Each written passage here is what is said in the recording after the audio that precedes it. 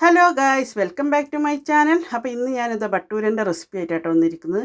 First തന്നെ ഒരു tray എടുത്തു. അതിലേക്ക് ഈ ഒരു കപ്പിന് അരക്കപ്പ് മൈദ ഇട്ട് കൊടുക്കുന്നുണ്ട്. ഇനി അതിലേക്ക് പാകത്തിനുള്ള ഉപ്പിട്ട് കൊടുക്കുക. അപ്പോൾ ഞാൻ 1 ടേബിൾ സ്പൂൺ ഉപ്പിട്ട് കൊടുത്തു. ഇനി അതിലേക്ക് ആഡ് ചെയ്യേണ്ടത് റവയാണ് കേട്ടോ. അപ്പോൾ ഈ ഒരു കപ്പിന് 1/4 കപ്പ് റവ ഇട്ടെടുക്കുന്നുണ്ട്. അപ്പോൾ ഇങ്ങനെ ഈ ബട്ടൂര ഉണ്ടാക്കാത്തവരൊന്നും ഉണ്ടാക്കി നോക്കട്ടോ. ഇനി ചേർക്കേണ്ട ഇൻഗ്രീഡിയൻറ്റ് തൈരാണ് കേട്ടോ. അപ്പോൾ ഈ ഒരു കപ്പിന് പുളിയില്ലാത്ത 1/4 കപ്പ് തൈര് ഒഴിച്ചു കൊടുക്കാം. ഇനി അതിലേക്ക് ആഡ് ചെയ്യേണ്ടത് ബേക്കിംഗ് പൗഡറാണ് കേട്ടോ. പഞ്ചസാരയാണ്. അപ്പോൾ 1 ടേബിൾ സ്പൂൺ പഞ്ചസാര ഇട്ട് കൊടുക്കുന്നുണ്ട്. ഇനി നമുക്ക് ഇതേമാതിരി തന്നെ അര ടീസ്പൂണ് ബേക്കിംഗ് പൗഡർ ഇട്ട് കൊടുക്കാം. ഇനി അതിലേക്ക് ഇട്ട് കൊടുക്കേണ്ടത് ക്യാരറ്റാണ് കേട്ടോ. അപ്പോൾ ഒരു മീഡിയം സ്ലൈസ് ക്യാരറ്റിൻ്റെ പകുതി എടുത്ത് തോലൊക്കെ കളഞ്ഞിട്ട് ഗ്രേറ്റ് ചെയ്ത് ഇട്ടെടുത്തിട്ടുണ്ട്. ഇനി നമുക്ക് സാധാ വെള്ളം, പച്ചവെള്ളം കൊണ്ട് തന്നെ നല്ലോണം ഇത് കുഴച്ചെടുക്കുക. സാധാ പൂരിയൊക്കെ കുഴക്കുന്ന മാതിരി തന്നെ നല്ലോണം കുഴച്ചെടുക്കുക. പച്ചവെള്ളം എടുത്താൽ മതി കേട്ടോ, ചൂടുവെള്ളമൊന്നും എടുക്കരുത്. നല്ലോണം നമുക്കിത് കുഴച്ചെടുക്കാം. അപ്പോൾ അങ്ങനെ തൈര് ചേർത്ത് കൊണ്ട് ഉണ്ടാക്കാത്തവരുണ്ടെങ്കിൽ ഒന്ന് ഉണ്ടാക്കി നോക്കുക. അടിപൊളിയാണ്, നല്ല സോഫ്റ്റ് ആയിരിക്കും കേട്ടോ. അപ്പോൾ നമുക്ക് നല്ലോണം ഒന്ന് കുഴച്ചെടുക്കാം.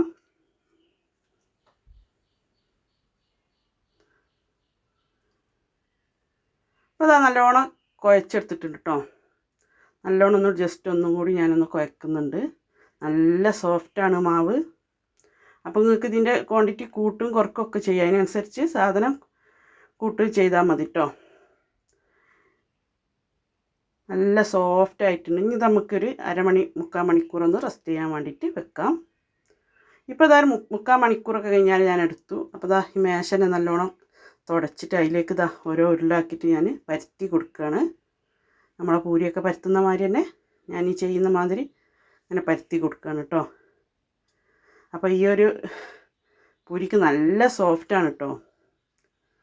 അപ്പോൾ ഞാൻ അങ്ങനെ പരത്തി കൊടുക്കുന്നുണ്ട്. കുറച്ച് മൈദ തൂവിയിട്ട് പരത്തി കൊടുക്കുന്നുണ്ട്.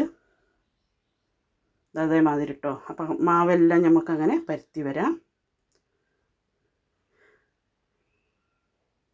അപ്പോൾ ഒന്ന് പരത്തി നിങ്ങളെ കാണിച്ചു. അപ്പോൾ ഞാൻ അടുത്ത് എടുക്കുന്നുണ്ട്. നിർത്തി കാണിച്ചു തരാം. ഇങ്ങനെ എല്ലാ മാവും നമുക്കങ്ങനെ പരത്താം. ഇപ്പോൾ ഫുള്ള് പരത്തിട്ടോ. അതേമാതിരി ഫുള്ള് പരത്തി വെച്ചിട്ട് എന്നിട്ട് നമുക്കിത് ഫ്രൈ ചെയ്തെടുക്കാം. അതിന് വേണ്ടിയിട്ട് ഞാനിതാ ഒരു ഇരുമ്പിൻ്റെ ചട്ടിയാണ് അടുപ്പത്ത് വെച്ചത്. അതിലേക്ക് ചട്ടി ചൂടായതിന് ശേഷം ഞാൻ വെളിച്ചെണ്ണ ഒഴിച്ചെടുക്കുന്നുണ്ട്. അപ്പോൾ എണ്ണ നല്ലോണം ചൂടായതിന് ശേഷം നമുക്കതിലേക്ക് ഓരോ പത്തിരി ഇട്ടെടുക്കാം. അപ്പോൾ എന്നും പറയുന്ന പോലെ എൻ്റെ വീഡിയോ ആരെങ്കിലും സബ്സ്ക്രൈബ് ചെയ്യാതെ കാണുന്ന കൂട്ടരുണ്ടെങ്കിൽ പ്ലീസ് സബ്സ്ക്രൈബ് ചെയ്ത് സപ്പോർട്ട് ചെയ്യാം കേട്ടോ. നിങ്ങളെ സപ്പോർട്ട് ഉണ്ടെങ്കിൽ നമുക്ക് ഈ വീഡിയോ എടുക്കാനൊക്കെ ഒരു ഇൻട്രസ്റ്റ് ഉണ്ടാവുള്ളൂ. അപ്പോൾ അത് നല്ല പൊന്തി വരുന്നുണ്ട് കണ്ടോ. നല്ല ഉഷാറായി പൊന്തി വരുന്നുണ്ട്. നല്ല സോഫ്റ്റുമാണ് ഈ ഒരു ബട്ടൂരക്ക്. അപ്പോൾ നമുക്കിതൊന്ന് മറിച്ചിട്ടെടുക്കാം. അപ്പോൾ നമ്മൾ പരത്തിയ എല്ലാ മാവും ഇതേമാതിരി പൊരിച്ചെടുക്കുകയാണ് കേട്ടോ ചെയ്യുന്നത്. ഇത്ര പണിയുള്ളൂ. അപ്പോൾ ഇതിലേക്ക് ബാജിക്കറിയോ ചിക്കൻ കറിയോ ബീഫ് കറിയോ എന്ത് വേണം നമുക്ക് മോർണിങ്ങിന് കൂട്ടാം. ഇതാ അടുത്ത് ഇട്ടെടുക്കുകയാണ്. അപ്പോൾ അധികം കരിയാതെ തന്നെ നമ്മൾ ചുട്ടെടുക്കണം. നെക്സ്റ്റ് ചുട്ടെടുക്കുന്നുണ്ട്. അപ്പോൾ ഞാൻ എല്ലാം ഇതേമാതിരി ചുട്ടെടുത്ത് വരാം കേട്ടോ. അപ്പോൾ ഫുള്ള് ചുട്ടെടുത്ത് കണ്ടോ. അടിപൊളി. ഇവിടെ കുട്ടികൾക്ക് ഇങ്ങനെ ഉണ്ടാക്കിൻ്റെ ഭയങ്കര ഇഷ്ടമാണ്. അതിൻ്റെ കൂടെ ബാജിക്കറിയും കൂടി കിട്ടിയാൽ അവർക്ക് പൊളിയായി. അപ്പോൾ ഞാനതൊരു കട്ട് ചെയ്ത് കാണിച്ചു തരാം. നല്ല സോഫ്റ്റാണ് കേട്ടോ. ഉള്ളു അടിപൊളി സോഫ്റ്റാണ്. അപ്പോൾ നിങ്ങൾ എന്തായാലും ഇങ്ങനെ ഉണ്ടാക്കാത്തവർ തൈരും ചേർത്ത് ഉണ്ടാക്കാത്തവരുണ്ടെങ്കിൽ എന്തായാലും ഇത് ഉണ്ടാക്കി നോക്കുക. അടിപൊളിയാണ്. ഇത് ഒരു ഹാർട്ട് ഷേപ്പായിട്ടുണ്ട് കണ്ടോ. അപ്പോൾ മുറിച്ച് കാണിച്ചു തരാം.